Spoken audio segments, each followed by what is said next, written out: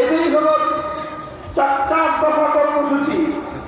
আল্লাহ রাসূল মুহাম্মদ রাসূলুল্লাহ সাল্লাল্লাহু আলাইহি ওয়াসাল্লাম যে সংস্কারমূলক কর্মসূচি হাতে নিয়েছিলেন, জাহিলিয়াতকে পরিবর্তন করে, অন্ধকারকে দূর করে আলোকিত সমাজ গড়বার জন্য, আল্লাহর নবী বর্বরতাকে দূর করে মানবতা এবং ইনসানিয়ত কায়েম করবার জন্য তিনি যে কর্মসূচির অনুসরণ করেছিলেন, সেই কর্মসূচিগুলোই ইব্রাহিম আলাইহিস সালামের দোয়ার মধ্যে আর আল্লাহ পাকের সেই দোয়ার কবুল করার ঘোষণার ক্ষেত্রে একই কথাগুলি বিবৃত হয়েছে, বর্ণিত হয়েছে।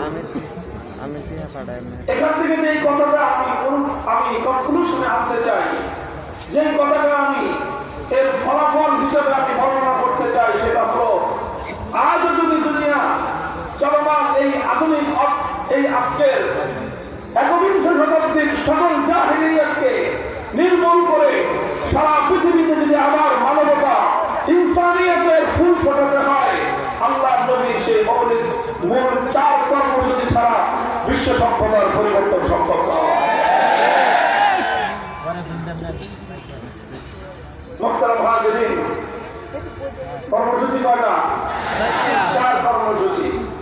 এই চার কর্মসূচির সেন্টার, মূল কেন্দ্র হলো একটা জিনিস, সেটা হলো কিতাবুল্লাহ। কি নাম? কি নাম? কিতাবুল্লাহকে সামনে রেখে, কিতাবুল্লাহকে সেন্টারে রেখে, কিতাবুল্লাহকে কেন্দ্রে রেখে আল্লাহ নবী চারটা কাজ করেছেন। হুয়াল্লাযী বা'আসা ফিল উম্মিয়্যিনা রাসূলাম মিনহুম ইয়াতলু আলাইহিম আয়াতিহি।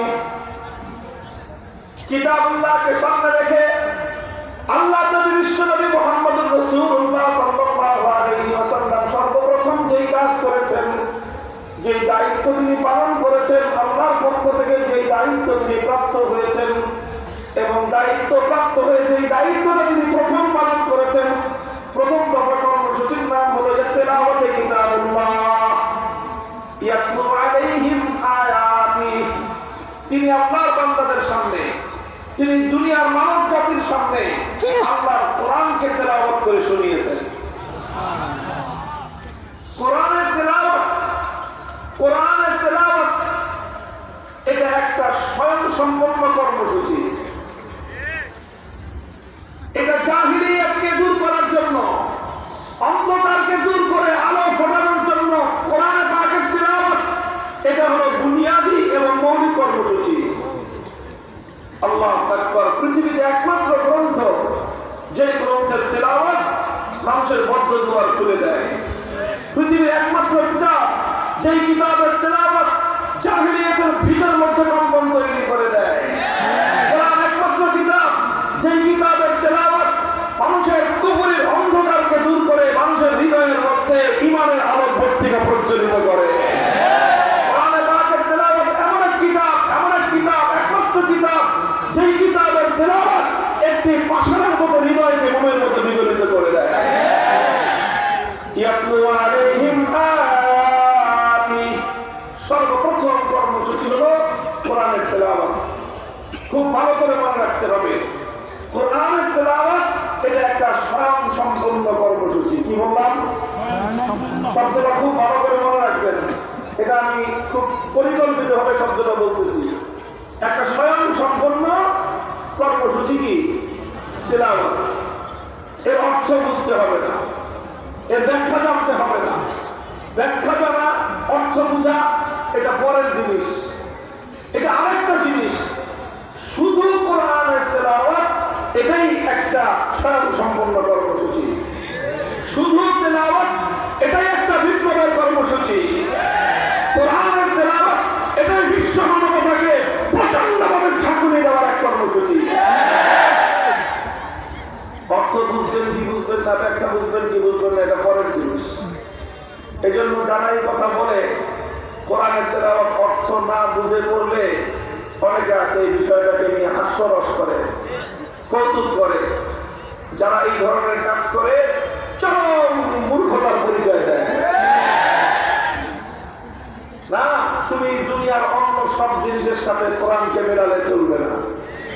দুনিয়ার মেডিকেল সায়েন্সের বই না বুঝে পড়লে কোনো প্রভাব হবে না। দুনিয়ার তুমি যদি দুনিয়ার দার্শনিকদের বই, দর্শনের বই না বুঝে পড়লে কোনো লাভ হবে না। দুনিয়ার বিজ্ঞানের বই না বুঝে পড়লে কোনো লাভ হবে না।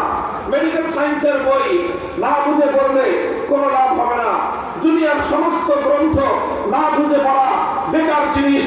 একমাত্র কোরআন না বুঝে পড়লেও সারা দুনিয়াতে বিপ্লবের জন্য যথেষ্ট। কোরআন পাকের তিলাওয়াতের মধ্যে আল্লাহ পাক রব্বুল আলামিন সেই প্রভাব রেখে দিয়েছেন। আরে ভাই, আমাদের ভাই আহমদ বিন ইউসুফকে আমি এখানে বসায় দিয়ে 1 ঘন্টা তেলাওয়াত করুন। আল্লাহর কসম খেয়ে বলি, একজন ছাত্রকে আমি দাঁড় করায় দেবো, 1 ঘন্টা তেলাওয়াত করবে। মনোযোগ দিয়ে শোনার পরে আপনি নিজে অনুভব করবেন যে কোরআনের তেলাওয়াত আপনার হৃদয়ের পাষাণ হৃদয়ের মধ্যে বারবার আঘাত করে মোমের মতো নরম করে দিয়ে। হযরত আবু বকর সিদ্দিক রাদিয়াল্লাহু তাআলা আনহু তিনি মক্কা থেকে চলে যাচ্ছেন। ইবনু দাকিনা আরবের একজন প্রসিদ্ধ সর্দার ব্যক্তি, তিনি বললেন যে কোথায় যান? পরে আমি মক্কায় থাকবো না, চলে যাবো। কেন? মক্কার লোক আমার সাথে দুর্ব্যবহার করে। বললেন যে না, আবু বকরের মতো মানুষ যদি মক্কা ছেড়ে চলে যায়, মক্কা নগরীর মানুষের জন্য একটা কলঙ্ক হবে। আরবের মানুষরা বলবে মক্কার মানুষ খারাপ, যে তারা আবু বকরের মতো এরকম সোনার মানুষটাকে পর্যন্ত কষ্ট দিয়েছে। কাজে এই জন্য যাওয়া যাবে না। চলেন চলেন, আমি আপনাকে নিয়ে মক্কায় যাবো, আর দেখবো কে আপনাকে উত্তপ্ত করে বিরক্ত করে। কেউ আপনাকে বিরক্ত করবে না। আমি দায়িত্ব নিলাম। ইবনু দাকিনা আবু বকর সিদ্দিক রাদিয়াল্লাহু আনহুকে নিয়ে মক্কায় আসলেন। এসে মক্কাবাসীদেরকে ডেকে বললেন যে দেখো, আবু বকরের মতো একটা সোনার মানুষ এই লোকটা যদি তোমাদের এলাকায় না থাকতে পারে, তাহলে মানুষ তো তোমাদের মধ্যে ছুটু পারবে যে তোমরা সন্তুষ্ট।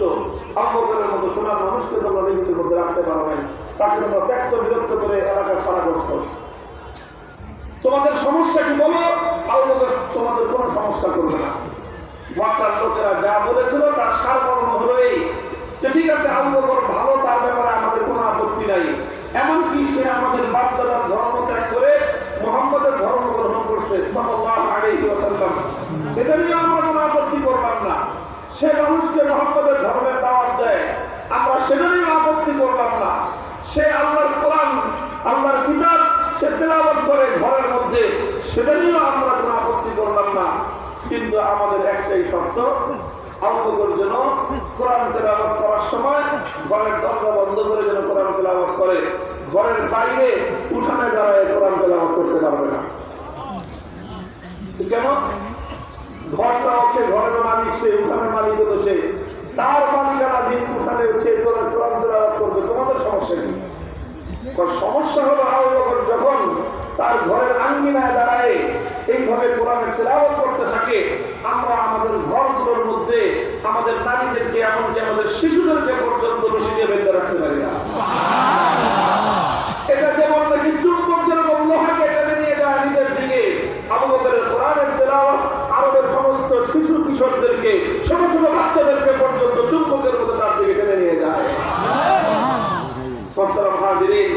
আরবের মানুষরা সেই দিন অকপটে স্বীকার করেছে যে কোরআনের তেলাওয়াত এই পৃথিবীতে সবচেয়ে বেশি প্রভাবক জিনিস।